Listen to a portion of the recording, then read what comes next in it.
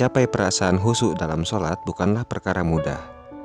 Ada saja tindakan atau pikiran yang pada akhirnya mengurangi kekhusyuan dalam sholat.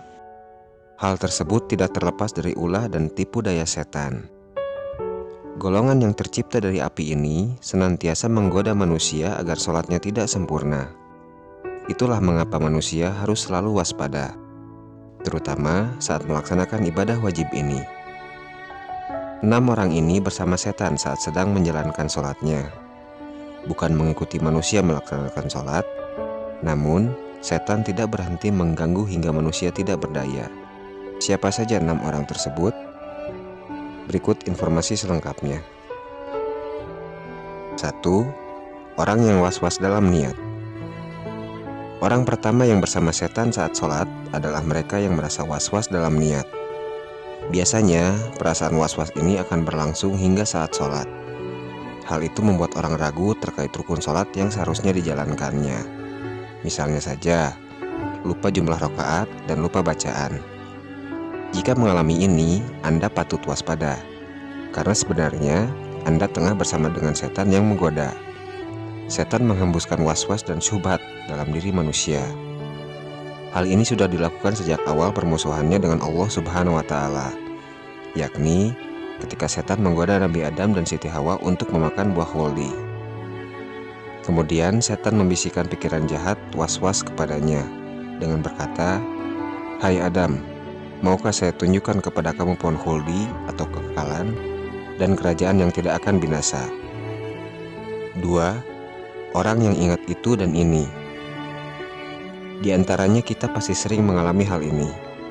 Saat sedang khusyuk sholat, tiba-tiba teringat hal ini dan itu. Ternyata, setan tidak akan membiarkan manusia sholat dengan khusyuk. Mereka akan terus mengganggu ibadah manusia dengan menghadirkan banyak pikiran-pikiran di kepala manusia. Ada satu kisah pada saat Imam Hanafi masih hidup. Seseorang datang kepadanya karena lupa meletakkan sesuatu barang. Imam Hanafi menyuruhnya untuk sholat dengan khusyuk sepanjang malam dan berdoa kepada Allah agar barang yang hilang dapat ditemukan. Saat menjalankan perintah tersebut, ternyata baru setengah malam saja orang yang kehilangan barang tadi bisa mengingat di mana ia meletakkan barangnya. Keesokan harinya ia bertanya kepada Imam Hanafi, "Mengapa demikian?"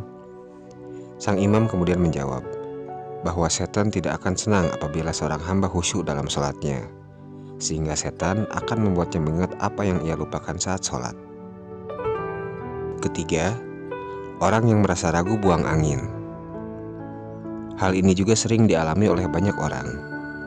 Saat selesai wudhu atau tengah sholat, tiba-tiba terasa seperti buang angin.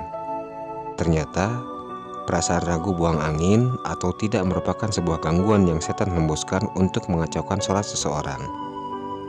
Rasulullah SAW bersabda, "Jika salah seorang di antara kalian merasakan hal itu, maka janganlah membatalkan sholatnya hingga dia mendengar suaranya atau mencium baunya tanpa ragu." Hadis riwayat Ahmad. Keempat, orang yang tidak fokus pada sholat. Tidak fokus saat melaksanakan sholat juga menjadi salah satu pertanda bahwa setan sedang bersamanya. Tidak fokus bisa saja disebabkan hal-hal yang dapat mencuri perhatian saat sholat.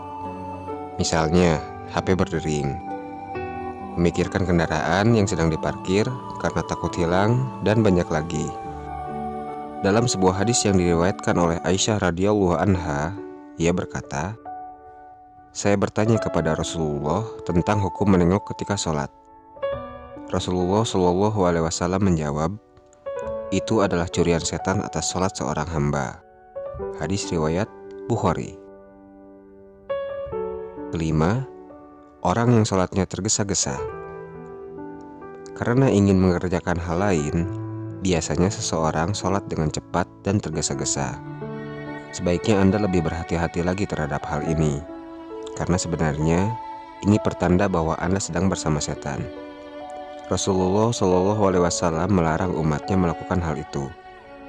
Dalam sebuah hadis, Rasulullah bersabda, "Sejahat-jahat pencuri adalah yang mencuri dari sholatnya." Para sahabat bertanya, "Wahai Rasulullah, bagaimana mencuri dari sholat?" Rasulullah berkata, "Dia tidak sempurnakan ruku dan sujudnya." Hadis riwayat Ahmad. Dalam hal ini, Rasulullah menganggap perbuatan mencuri dalam salat lebih buruk daripada mencuri harta. Keenam, wanita yang salat ke masjid menggunakan wangi-wangian. Ternyata wanita yang ke masjid dengan menggunakan wewangian juga didekati oleh setan. Dengan aroma-aroma tersebut, setan justru lebih mudah untuk membuat sholat orang yang ada di sekitar wanita yang memakai wewangian agar tidak khusyuk. Menggunakan wangi-wangian saat ke masjid adalah salah satu perbuatan yang Rasulullah larang. Rasulullah bersabda, yang artinya, jika salah satu dari kalian para wanita hendak ke masjid, maka janganlah sekali-kali menyentuh wewangian. Hadis riwayat Muslim. Semoga kita cepat menyadari ketika mengalami 6 hal di atas. Jangan sampai ikut terpedaya. Dan hendaklah meminta perlindungan kepada Allah dari godaan setan yang terkutuk. Wallahu a'lam bishawab.